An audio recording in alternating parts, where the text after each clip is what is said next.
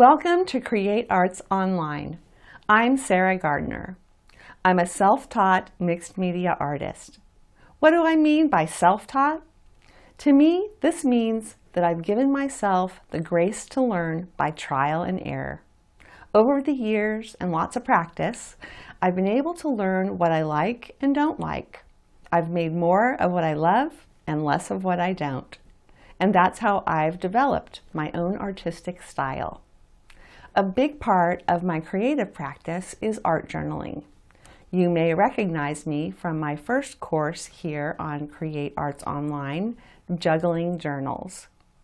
A few of my Juggling Journals students asked if I ever use the mixed media techniques I shared in that course to create art for the wall. It isn't something I've done until now. This course, From the Journal to the Wall, is a response to that question.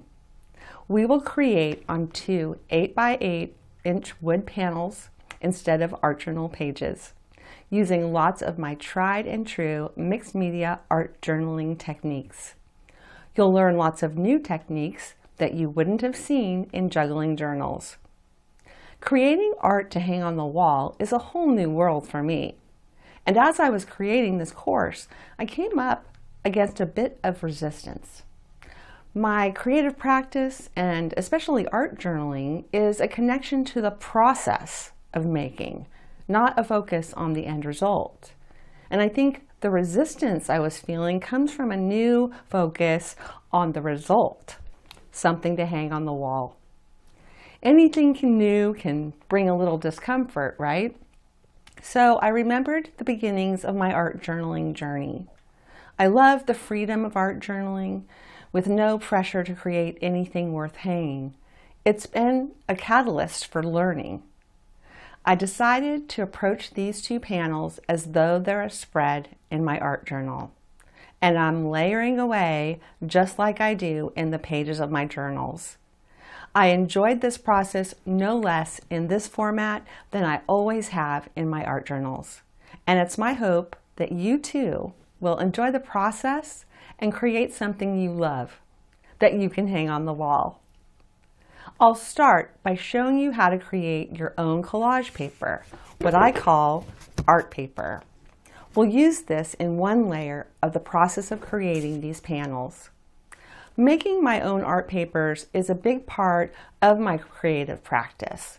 It's always a playful, experimental, and easy way to get my creative juices flowing. Then, working in layers, we'll start to create our wall panels. The layering process is one of fearlessness and faith. We put down something and then we cover it up. We let go of our attachment to one layer as we take cues from it and add to the next. And we find that our playful engagement in the technique for each layer has its own meditative calming effect on the nervous system. First, I'll show you how to add an interesting layer of collage. We'll add pieces of book text, sheet music, vintage botanical drawings, and dictionary pages. You'll see how I start to add detail and color with mark makers like crayons and pastels. And you'll learn how to make a glaze out of chalk pastels and fluid matte medium that you can brush onto portions of the panels to add dimension and transparent color. To make the work truly our own, we create a handmade stamp and then use it in our works to add focal imagery with some tone-on-tone stamping with acrylic paints. I'll show you how I add another layer of color and more movement with flowing, dripping acrylic inks. Something I don't use in my art journals is gloss medium, but you'll see that this is a great medium to use for wall art. I'll show you how to coat the works and give them a beautiful sheen and embed some glitter into the glossy gel. And you'll see how I add finishing details and marks in much the same way I finish my art journal pages. I know you will be pleased with your wall art, But I'm even more certain that the process of creating these artworks will be engaging, calming, and bring you joy. Of course, I've included a detailed list of my favorite materials, supplies, and resources.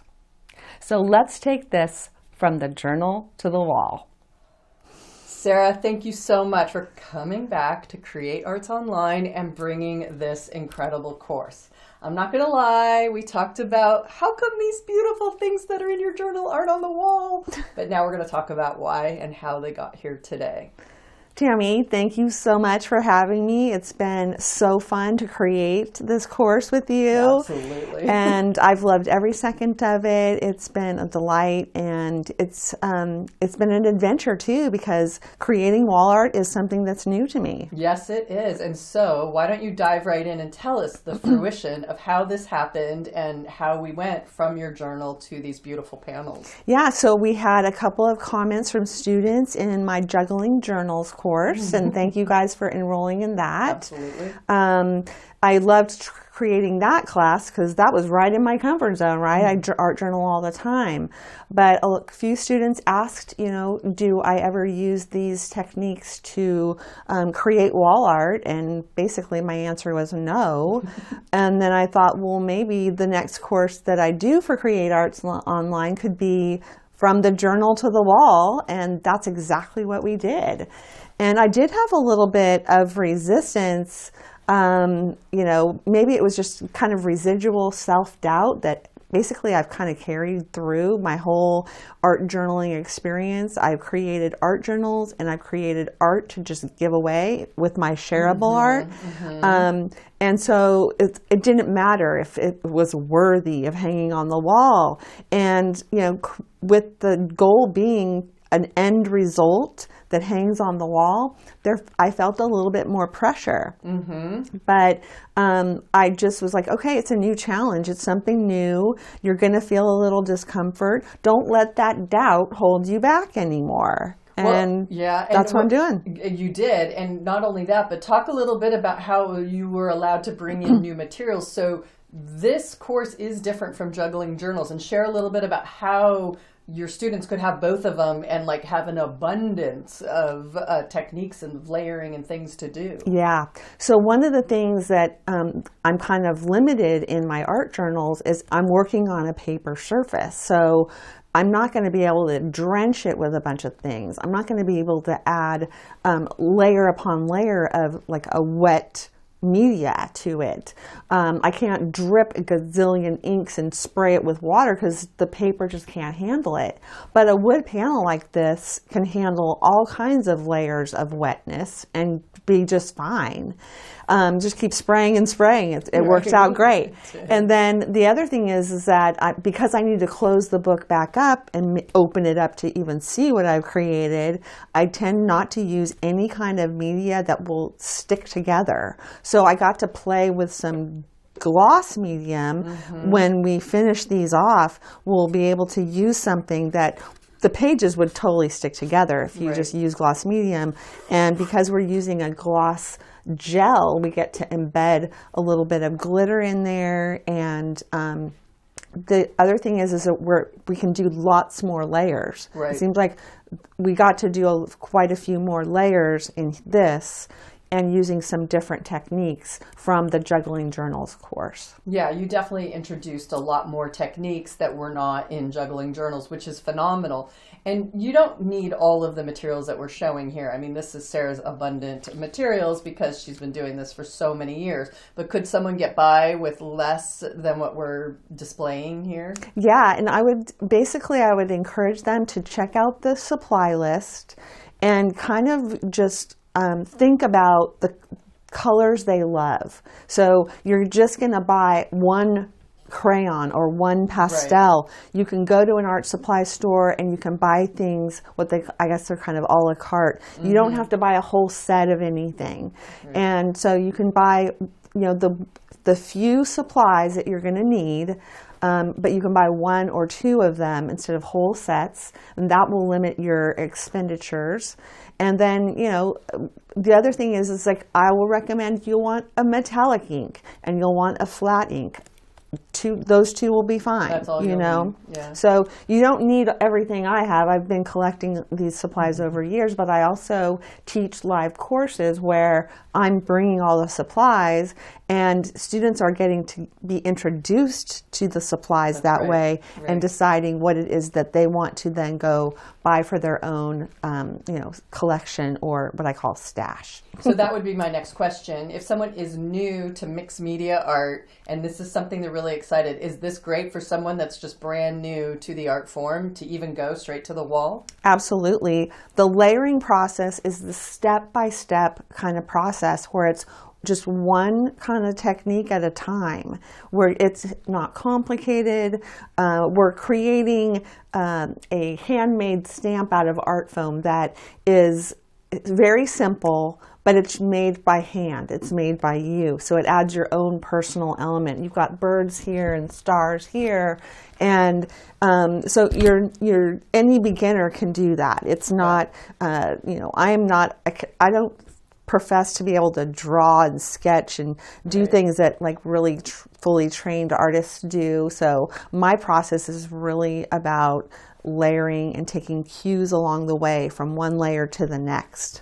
So in this course, someone could absolutely follow along with you and do exactly what you did and have this end result, or they can just watch the techniques and do whatever feels good to them in their creative process. Right. They could omit a layer, say they don't have the glaze, they don't want to add that, or they don't want to add glitter, you don't have to do that. You can omit the stamp. You could just have something that doesn't have a focal image, and it would be a beautiful abstract piece. And you don't necessarily need to add ink dots, and you don't have to do all the detailed dotting that I do at the very end. So it's really whatever suits your own taste. But also, the act of creating for me is like my self-care.